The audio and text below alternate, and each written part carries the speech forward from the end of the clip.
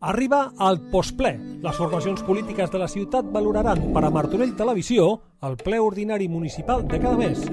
Retre comptes, mocions, pregs, preguntes, sensacions, accions o reaccions. Així és com les formacions polítiques de la nostra ciutat veuen la sessió plenària una vegada ja finalitzada.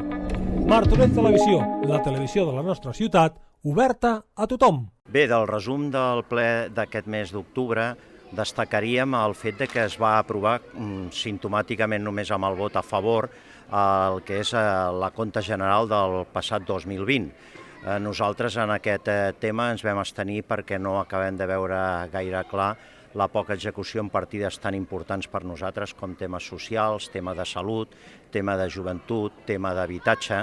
Després també va haver-hi unes bonificacions amb algunes ordenances en la que nosaltres vam estar d'acord. Vam demanar segurament una bonificació més gran a les persones que vulguin fer, a les persones o empreses, en l'impost de construcció d'habitatges de protecció oficial. També vam pensar que seria interessant pujar l'import de la via de l'ocupació pública pel que fa als caixers que tenen les entitats bancàries. Després també vam presentar una moció que després es va transformar en una declaració, cosa que valorem positivament de tots els grups per donar suport a la gent que ho està passant malament a la Palma.